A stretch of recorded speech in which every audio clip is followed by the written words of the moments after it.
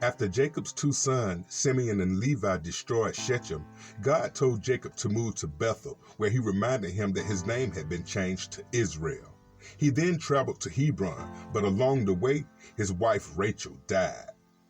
Welcome back to the program, everybody. I'm Reverend Said, and today we're going to be picking up from where we last left off, and we're going to start our reading at Genesis chapter 35, verses 1 through 15, Jacob's return to Bethel.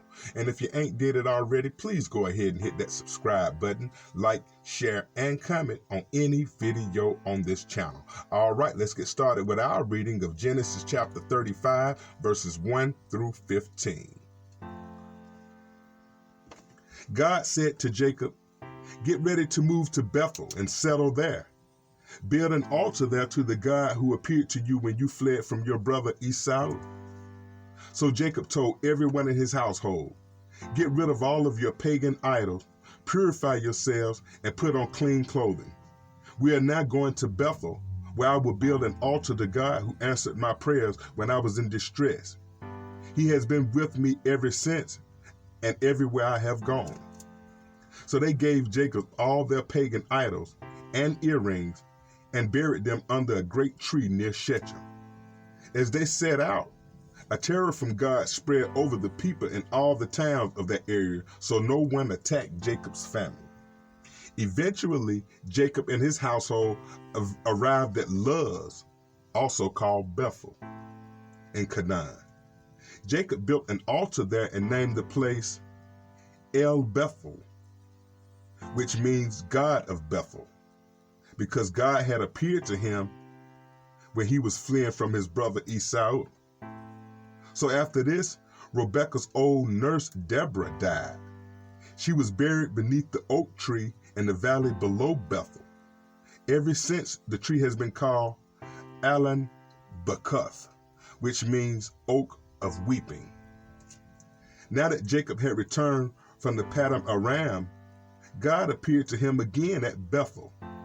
God blessed him, saying, "Your name is Jacob, but you would not be called Jacob any longer. From now on, your name would be Israel." So God renamed him Israel. Then God said, "I am El Shaddai, God Almighty. Be fruitful and multiply. You will become a great nation, even many nations. Kings will be amongst your descendants, and I will give you the land I once gave to Abraham and Isaac.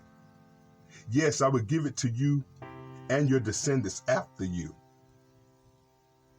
Then God went up from the place where he had spoken to Jacob. Jacob set up a stone pillar to mark the place where God had spoken to him.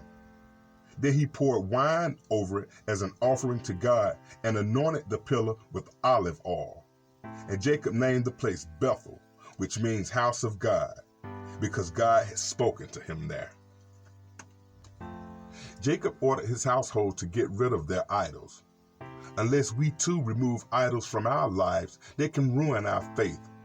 An idol is anything we put before God. Idols don't have to be physical objects. They can be thoughts or desires. And like Jacob, we should get rid of anything that stands between us and God.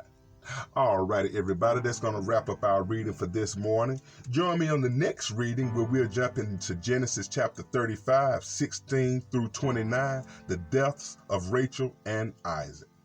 All right, have a blessed rest of your Valentine's Day. See you soon.